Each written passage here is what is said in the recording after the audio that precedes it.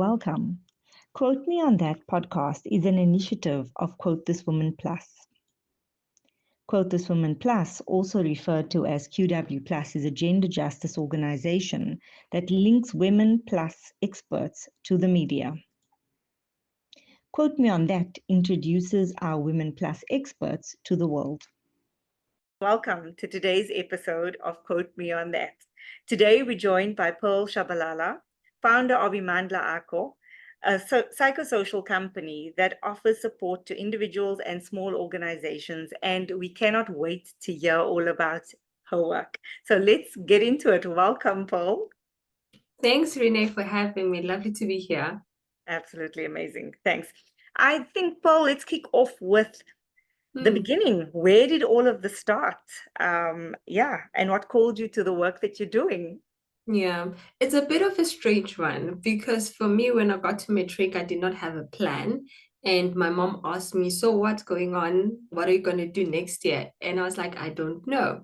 So she knew somebody who was a social worker, and she was like, "Why don't you become a social worker because you give away all of my things?" And I was like, "Okay, well, since I have no plan, I might as well do it." So from my small communities that I come from, the perception of social workers is someone who gives things to people who are in need, gives grants, for children who are orphaned and so forth. So because of that, there was a scholarship from the Department of Social Development, and that's how I got to go to university to study social work. Hence, my background is in social work, and I'm still a practicing social worker at the moment. Oh, wow. So fast forward to 2017, 2018, I was in a higher education space. There was a colleague who studied executive coaching with Stellenbosch University. He came and did a group coaching with me and my colleagues, and I was like, wow, this is an amazing intervention. What is that? He started telling me about it, and I was like, this is what I want to do. Because I've always wanted to actually further my study to be a doctor. And I'm going to get there, not yet, but I'm going to get there. So when he told me about the program, the Master's Philosophy in Executive Coaching, I became interested, started doing research, and I finally linked up with the University of Johannesburg, and I did my Master's Philosophy in Leadership Coaching. And that's how I actually added coaching into my portfolio. So that's how actually I ended up within the space of having two qualifications and giving services within the space of Emandla Akho. Oh, that is absolutely amazing. So, I mean, you literally just started. So that would mean you're saying the experience that you had with him and the group is what envisaged and kind of gave birth to Emandla Akho.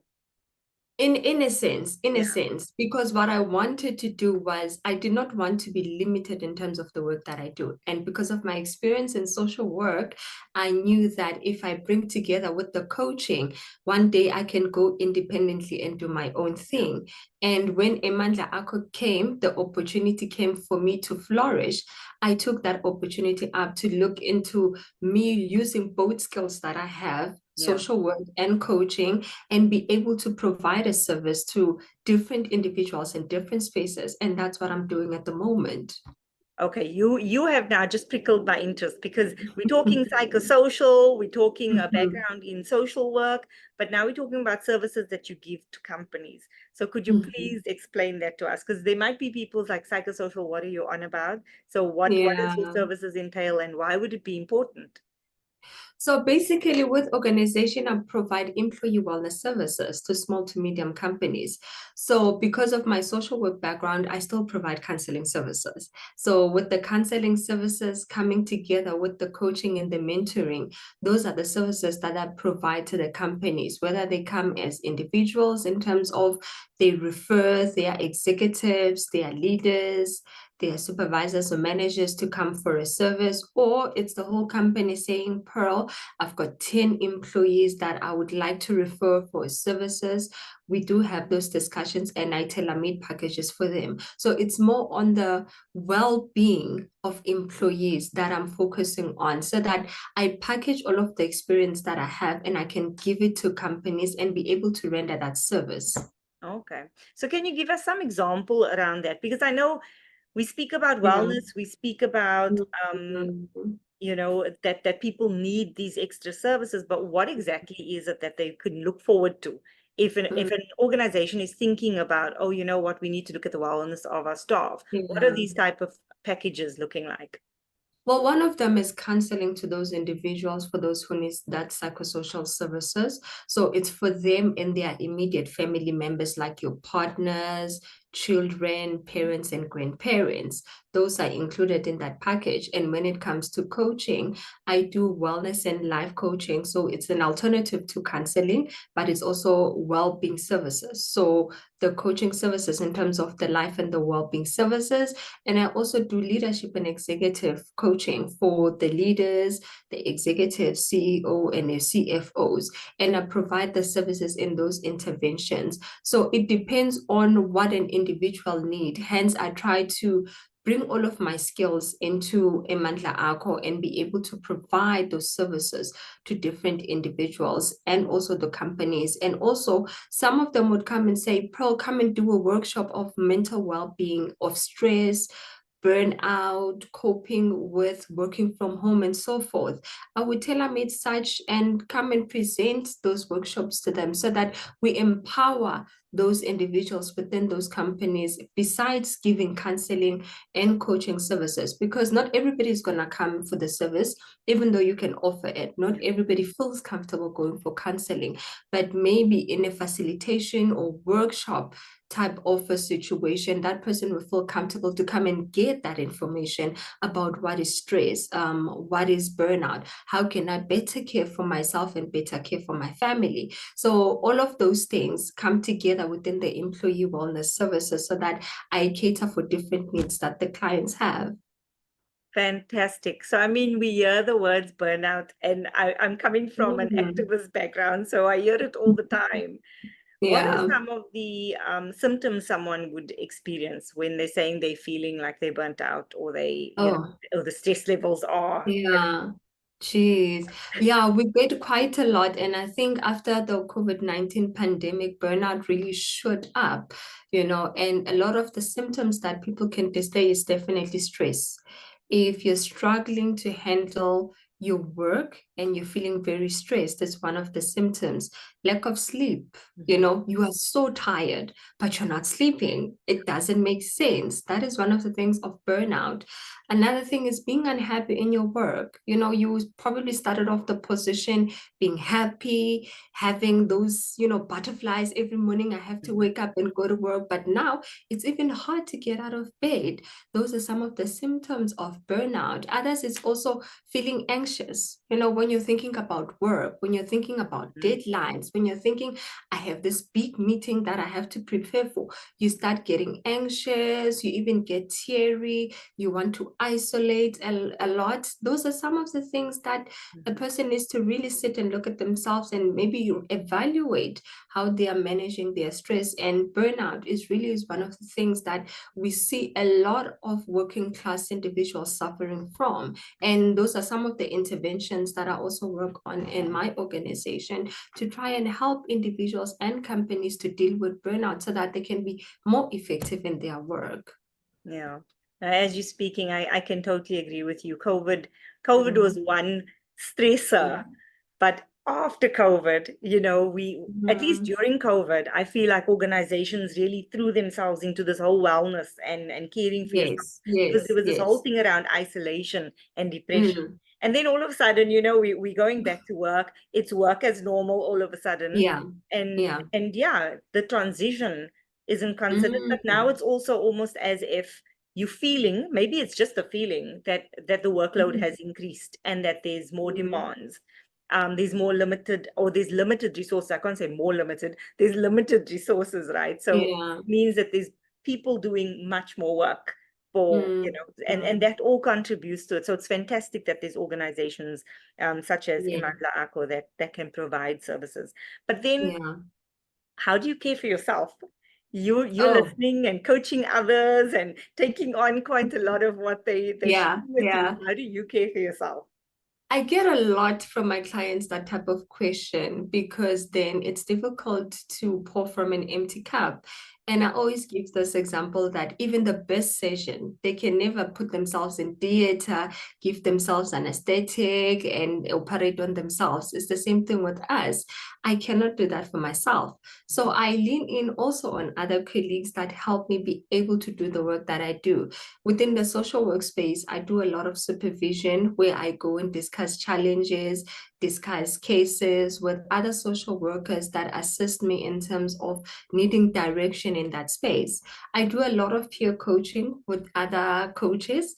We share ideas. I'm able to talk about my challenges. I'm even able to practice my skills and also put out there if maybe there was a client that I dealt with and I need advice through that peer coaching space. I'm able to discuss those things with my fellow colleague, but also I also go for counseling every once or every second month because I'm also human. I also do have my own challenges also between work and my personal life. So I do reach out to other colleagues. I go for a counseling. I do get that guidance and I do find myself in those spaces where I feel safe and protected to be able to talk about my challenges. So I also do reach out a lot. That is amazing. Thank you very much. I think very often we don't think about the practitioner as also practicing those Mm, very things, right? mm. And so it's Yeah, useful yeah, that you're yeah, sharing that. yeah, yeah, Absolutely. yeah.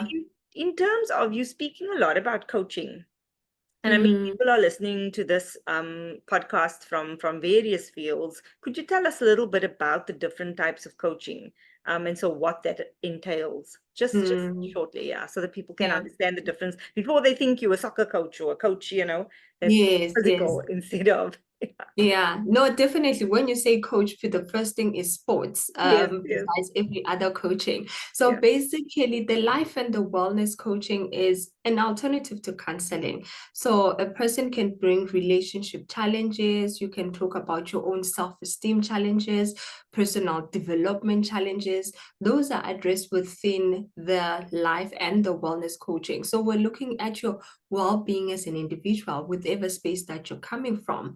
And within the leadership space, I talk about leadership development. I talk about executive development. If you are an individual who has got 3 or more people that you're managing or that are reporting under you, that is where we look at how you as a leader can bring in your skills, but also measuring them with the needs of the organization. And also we look at you as an individual in terms of own personal development, because leaders are also humans. So you need to have your own developmental goals that we can measure them with the organization goals.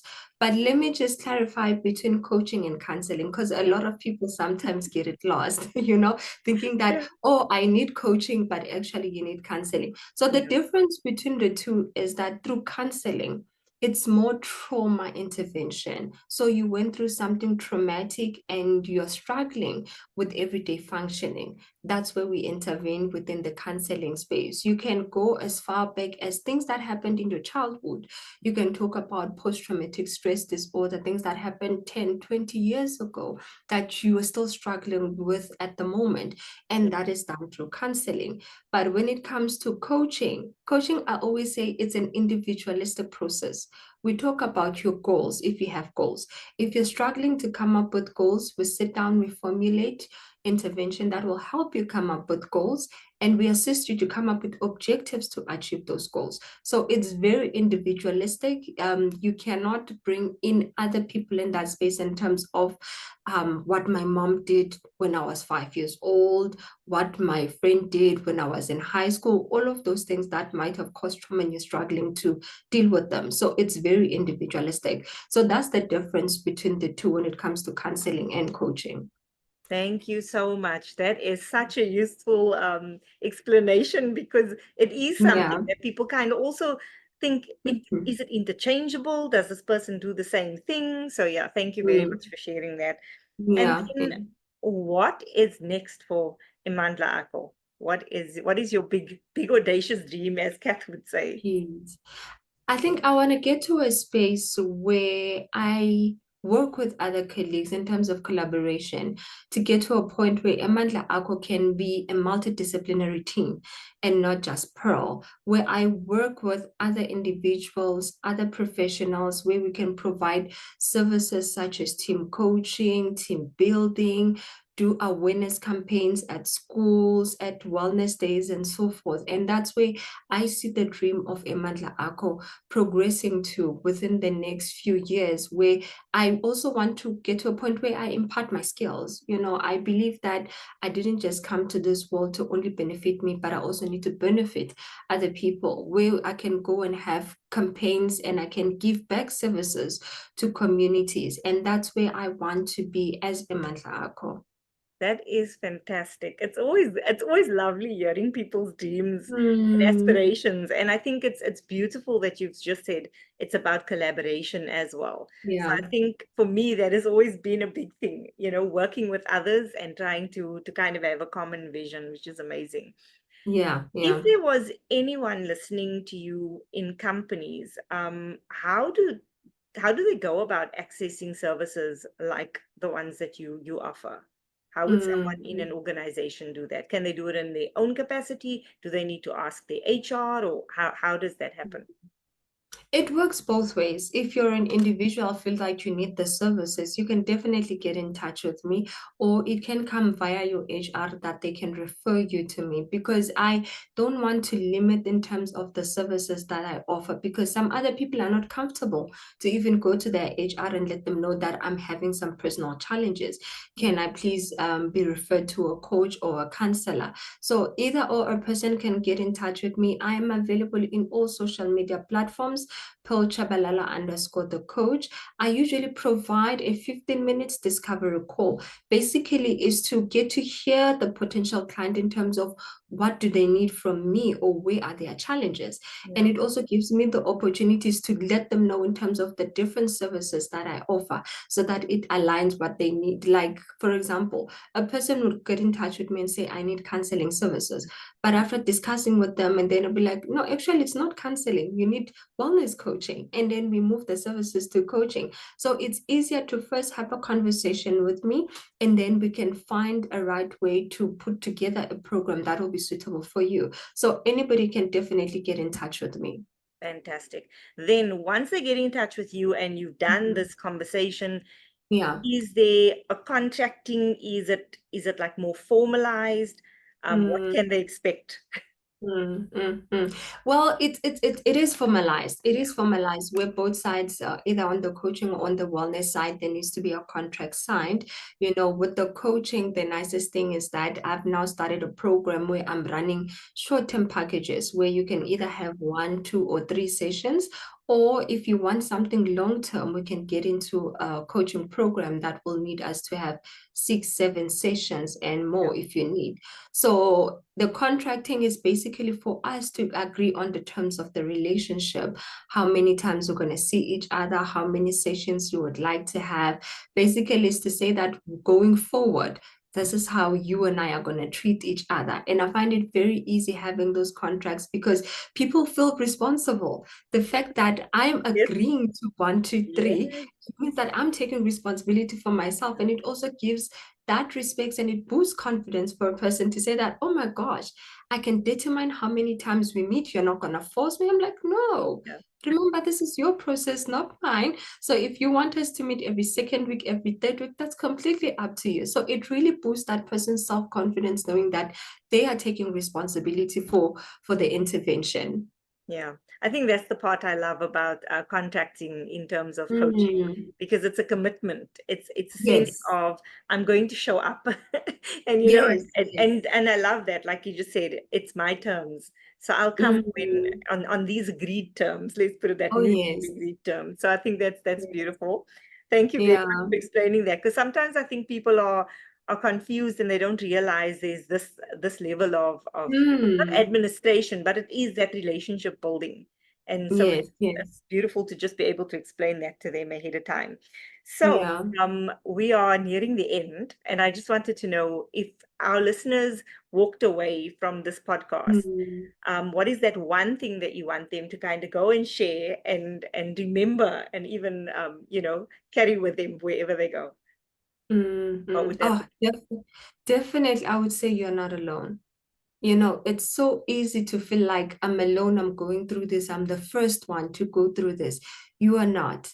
Please do reach out in different platforms to different people and get the help.